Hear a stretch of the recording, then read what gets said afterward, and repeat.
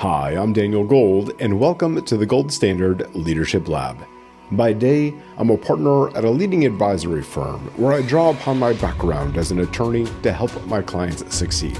This podcast, though, is my personal project, completely separate and apart from my day job, but reflects the same passion that I exhibit everywhere for teaching, mentoring, and helping others succeed through simple, impactful lessons.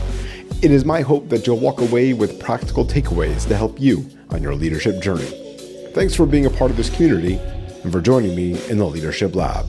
Let's get started. A few weeks ago, I was texting with a former colleague and good friend. We've worked together, built things together, and talk about leadership the way that most people talk about sports.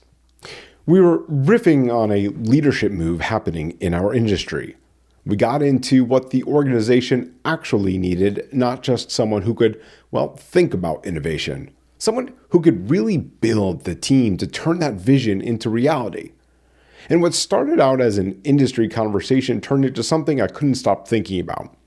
Somewhere in that thread between the analysis and the self-reflection, I stumbled into a framework I didn't have language for until that moment. Now, I've been in legal technology services and consulting for a long time. And I've watched organizations hire brilliantly and also hire terribly. I've seen visions die not because the idea was bad, but because the wrong person was carrying it. I've seen operationally excellent leaders plateau because they were placed in a seat that didn't match their wiring. And I've seen companies thrive not because they found one perfect leader, but because they understood which seats were empty and deliberately filled them. So today, I want to talk about the 4 seats. The 4 seats archetypes, what they are, how to identify which one you're actually in, and why the most dangerous mistake in leadership isn't sitting in the wrong seat. It's not knowing you're in it. So let's talk about seat number 1, the dreamer. So the dreamer is the purest form of visionary leadership. This person has the grandest ideas, the most compelling narratives, the ability to see a future that no one else can yet see and to talk about it in a way that makes people want to follow this person. The dreamer's superpower is inspiration. Their shadow side, and every archetype has one, by the way, is that inspiration without architecture is just optimism with good branding. The dreamer doesn't think in seats.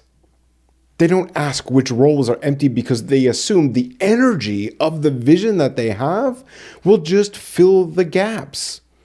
They hire people who validate the vision rather than people who carry what the vision can't.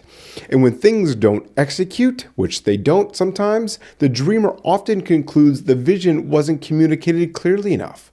So they communicate again, but this time much louder. I have watched brilliant dreamers talk their organizations into momentum, only for that momentum to stall because nobody built the operational infrastructure to sustain it. The vision was not the problem. It was the self-awareness that was the problem. And here's the hard part. Most dreamers think they are sitting in seat number 2. So let's talk about that. Seat 2 is the architect visionary. So the architect visionary carries the same fuel as the dreamer. The vision is real. The direction is clear. The ability to see around corners and translate market need into organizational direction, it is genuine. But the architect visionary has one thing the dreamer does not.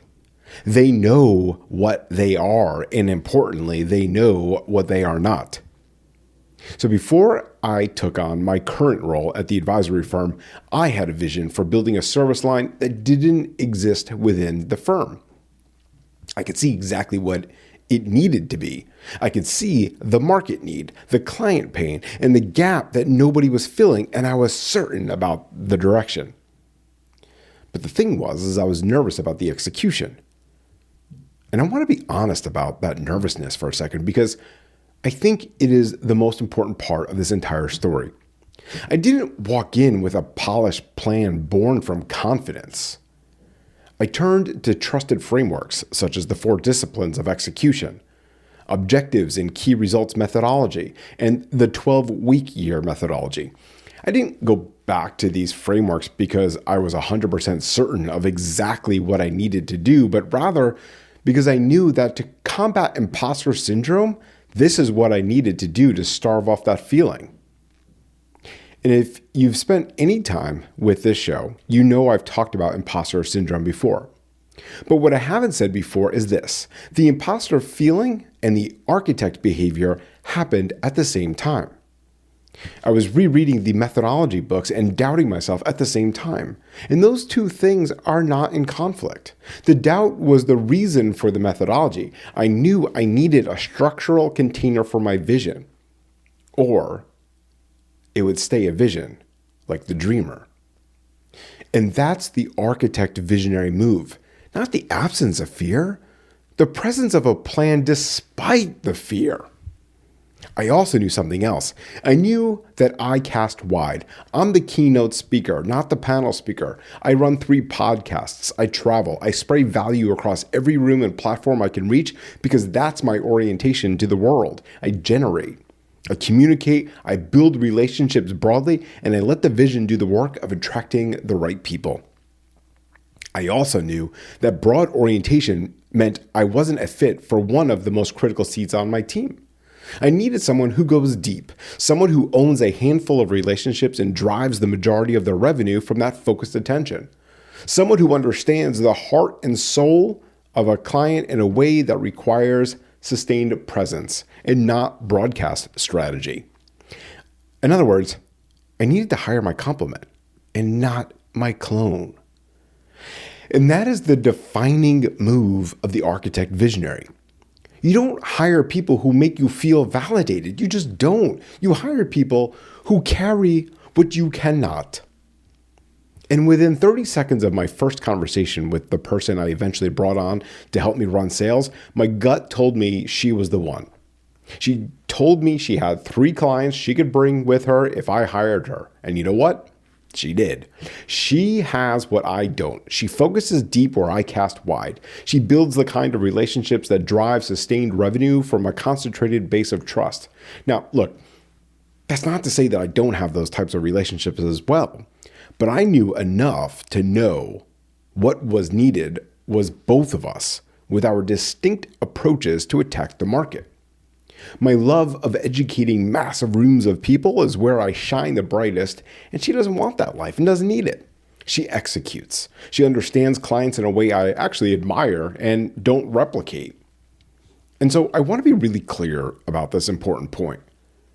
Hiring her didn't happen because I lacked confidence at all. Quite the contrary, actually. I did so because I was honest with myself. And that's the important part to remember.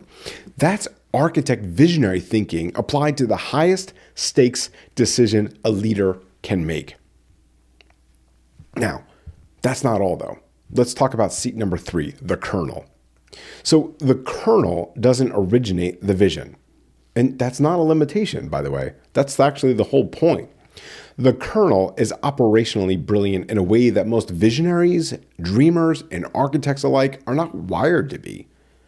The kernel understands the numbers, the market mechanics, the team dynamics, and the specific sequence of decisions that turn a compelling direction into a functioning organization. The kernel assembles the right people, removes the roadblocks, and builds what the architect designed. Early in my career, I worked for someone I'll call my colonel. He gave me the best onboarding experience I've ever had. He taught me the technical foundation of the work we were doing, the bits and the bytes, the mechanics of a product I was going to be selling at a depth that nobody else had bothered to give me. And he didn't have to do that. He chose to. And then he stepped back and he watched me run. What he gave me wasn't just knowledge, it was credibility. With his operational foundation underneath my visionary instincts, I could sell the vision of what the product could do in a way that resonated because it was grounded. I wasn't selling air, I was selling something I understood at the level of the person who built it, even though I wasn't the person who built it. That's the Colonel at their best. Not just executing the vision, but identifying the person around them who can carry it forward and deliberately investing in building their foundation. Here's what organizations miss about the Colonel. They often promote colonels into visionary roles because colonels are so competent.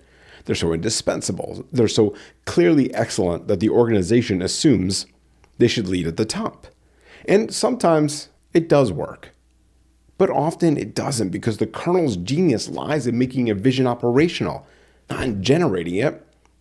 Promoting a colonel to a visionary seat doesn't create a better colonel. It creates a frustrated executive and an empty seat that nobody actually knows is missing. So let's talk about the last seat, seat number 4, the executor. The executor is where the rubber meets the road. This is the person who builds and delivers, not generates, not operationalizes, not translates, builds, delivers. The executor doesn't need to own the why. They need to own the how, completely, reliably, and with a level of focus that the visionary and the colonel often cannot sustain because their attention is always being pulled toward the horizon or the organizational layer above them. The executor needs 2 things to thrive: clarity and trust. Give them clear direction, the authority to carry it out independently, and an excellent executor will consistently outperform expectations. Micromanage them or leave them without a clear framework, and you will lose them, either physically or psychologically. Now, the person that I brought in to help me run sales for my service line is an executor in the most complimentary sense of that word. She executes at a level I cannot match in her lane. But she's also grown way beyond the original seat, which is worth naming because great executors often develop colonel instincts over time. The seats are not ceilings. They are really just starting points. So now I have a mirror question for you. And here's where I want to leave you. Look, most leadership conversations ask this question: what kind of leader are you? But I want to ask something sharper. Which seat are you actually in? Not which seat do you want to be in, not which seat your title implies, and not which seat you describe yourself as sitting in at a dinner party. Which seat are you actually in? When the pressure is on, the decisions are real, and the gap between your vision and your execution becomes visible. And then the harder question: does your organization know which seats are empty? Because the most common leadership failure I've observed is not incompetence. It's really misplacement. Dreamers in architect seats wondering why nothing executes. Colonels in visionary roles wondering why they feel creatively suffocated. And executors with no colonel above them running hard in a direction nobody has clearly defined. It's setting you up for failure. The 4 seats framework that I developed doesn't tell you which seat is best, to be clear. There is no best seat, and every seat is critical. Every empty seat costs the organization something it can't easily measure until it's already lost. What this framework does is give you the language to have an honest conversation, first with yourself and then with your team, about who is sitting where and whether the right people are in the right seats. I reread through all of those methodology books like the 4 Disciplines of Execution and Objectives and Key Results in the 12-week year before walking into my new firm to prepare as much as I possibly could. But I also read them because somewhere beneath the imposter syndrome was a very, very clear-eyed understanding of exactly which seat I was in and exactly which seats I needed to fill once I walked in day 1. And that self-awareness wasn't confidence. It was honesty. And in my experience, honesty about what you are and what you are not is the foundation of every functional leadership team. The dreamer thinks that they are in seat 2, and the architect visionary knows which seat they are actually in. So I'll leave you with this question. Again, which one are you? And while you think about that, Remember, leadership isn't about perfection. It is about progress. Take this lesson, put it into action, and continue setting the gold standard in your own life and at work. I'll see you all next time.